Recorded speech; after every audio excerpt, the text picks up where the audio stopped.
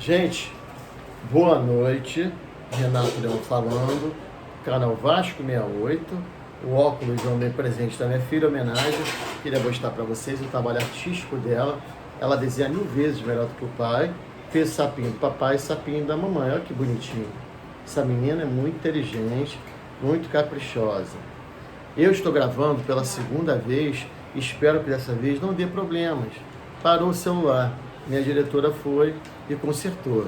Gente, não esquece de apoiar, de pedir e de solicitar os serviços da Origem Eventos, uma empresa experiente por mais de 30 anos no mercado, que faz eventos, congressos, faz camarotes, monta estandes, feiras, congressos e convenções. Não esqueçam. Peço também, gente, alguma coisa aconteceu com o YouTube, que meu último vídeo tinha mais de 100 visualizações, e só teve 15. Não sei o que o YouTube faz isso. E olha que eu fiz um vídeo mais sério. Então, gente, peço para que vocês conversem com os amigos, compartilhem, curta e ative o sininho de notificações. Queria falar sobre o jogo. Em primeiro lugar, quero dizer a vocês, quem é do Rio de Janeiro, Cidade de Deus, hoje teve um confronto da polícia, os caveirões passaram pelo muro todo que divide o Vasco, o CT Moacir Barbosa, da Cidade de Deus.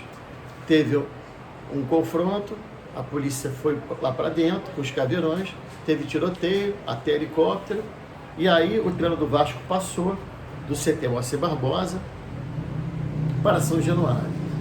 Aí tem famosos aí, canais que, poxa, isso vai fazer com que o jogador não queira jogar no Vasco. Balela, historinha do Boitatá.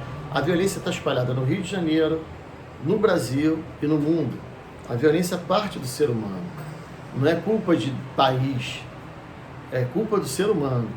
Eu sempre falo, dá educação ao povo e dá condição de sobrevivência, que isso tudo acaba. Tá, sabe?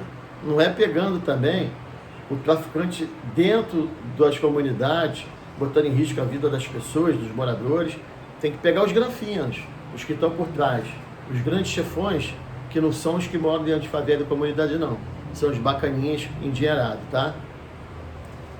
Gente, o Vasco colocou os ingressos a R$150, como eu falei ontem, quanto a ABC, e eu queria 150, o mais barato. Arquibancada para torcedores do Vasco e para visitantes. Setor VIP 220, social 250. Falei aqui ontem, achei um absurdo. Eu acharia uma medida mais inteligente até de colocar 150 para os dois jogos. Vasco e ABC amanhã e Vasco e Império do Mal domingo. Inclusive começaram as vendas contra o Império do Mal, para a torcida do Vasco. Já foram vendidos 10 mil ingressos. Vendidos ou emitidos. Porque agora tem essa merda. Que agora para o jogo da ABC foram 15 mil emitidos. Aí o que acontece? Porque qual foi a desculpa que o Vasco deu de aumentar? Ele aumenta agora o preço do ingresso em São Januário. Como vai aumentar o ingresso do programa do sócio-torcedor? Ele está punindo o povão. Ah, porque eu aumentei o ingresso e agora o sócio não vai porcaria nenhuma. O que acontece? Eu já tinha explicado aqui. O sócio está reservando o ingresso sempre e muitos não vão. O ingresso fica preso, não é vendido, não entra a receita para 777 e o sócio não.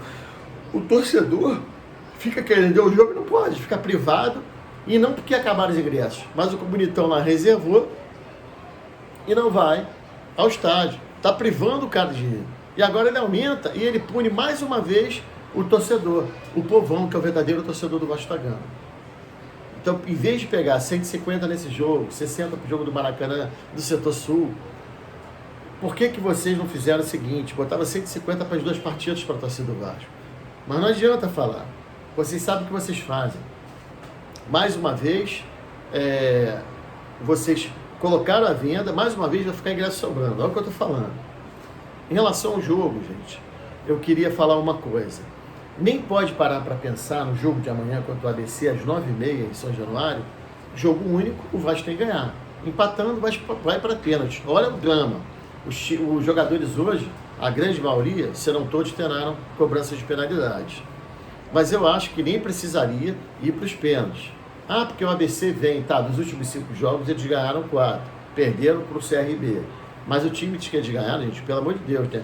Tum-tum, porra, parei, né? O Tum-tum foi o adversário deles na primeira fase da Copa do Brasil. Então, não que seja um jogo fácil, é o que eu sempre falo, o Vasco pode tornar o jogo fácil. Mas para tornar o jogo fácil, em primeiro lugar, tem que botar o time titular. Se o Jair está sentindo, tira o Jair. Tem que voltar com o Rodrigo, no lugar do Galarza. E na minha opinião, ele não vai fazer isso, tinha que botar o Ivan amanhã. Ele tinha que colocar o Ivan amanhã, essa é a minha opinião, tá? Passando, o Vasco ganha mais 2.100.000, bota no bolso, passa para a próxima fase. A próxima fase já seria o começo do mata-mata. Acredito que eles não tenham mudado também o regulamento. Então, gente, bota o time que tem que botar para amanhã. Bota, até com dorzinha. Meu irmão, antigamente não existia isso não. O Vasco fazia excursão pelo Brasil, pela Europa, jogava dia sim, dia não. Não tinha essa tecnologia toda, não tinha essa medicina toda do esporte, não tinha esse preparo físico todo. E os jogadores queriam mesmo jogar, né? Como os de hoje, preferem jogar a treinar. Treinar é chato pra cacete. E jogando você também está adquirindo condicionamento, ritmo de jogo principalmente. Então, sem essa conversa, eu já sei, já soube que o time vai vir amanhã todo titular. Entendeu? Se um ou outro sair, é por problema de contusão. Não tem que poupar ninguém. A única mudança que deve ser feita é o Rodrigo no lugar do Galarza, mas eu colocaria também o Ivan no lugar do Léo Jardim. Falar nisso, escutei gente até criticando o Pedro Raul. Só para lembrar vocês, mais recentemente, com o Germancano, o Vasco tem um aproveitamento. O Vasco não, um centroavante tem um aproveitamento nos últimos 10 anos, pelo menos, o melhor deles todos é o do Pedro Raul, tanto em gols quanto assistências e participações. Barrar o Pedro Raul, vocês estão de brincadeira. Vai botar quem no ataque? Figueiredo? Ignaldo? Eric Marcos? Pelo amor de Deus. Então, antes da gente ficar falando só com o coração, como eu sempre fiz como torcedor, a gente tem que pensar um pouquinho. A gente tem um treinador lá, que eu mesmo critiquei, que não deveria ter tirado o Rodrigo do time, mas o cara não é maluco. A gente sabe que treinador tem suas cismas, eu quando era treinador também tinha as minhas, mas a gente tem que saber respeitar. Eu acho que ele viu a besteira que ele fez e colocou agora o Rodrigo de volta no lugar do Galarza. Então, gente, é amanhã lotar São Januário, botar o time pra frente, vamos pensar no jogo de amanhã. Não adianta jogar amanhã pensando no jogo de domingo, esquece. O jogo de domingo se pensa depois dos 90 minutos do jogo de amanhã com a ABC, que é importante. É um caminho para a Libertadores, é um campeonato, Copa do Brasil, muito melhor do que Carioquinha. E além disso, é farpelinha que entra. Mais farpelinha que entra, mais jogador que pode ser contratado. Falar nisso, o fechamento da janela é dia 3, se eu não me engano, de abril. Então agora já aparece um monte de especulação. Nem quero saber de especulação. Tem um monte de jogador aí sendo especulado. Mas eu estou preocupado agora com o rendimento do time, como é que ele vai se portar amanhã depois da derrota para o Império do Mal. E aí a gente depois fala, comenta e vê a expectativa depois do jogo de amanhã em relação ao jogo do Império do Mal.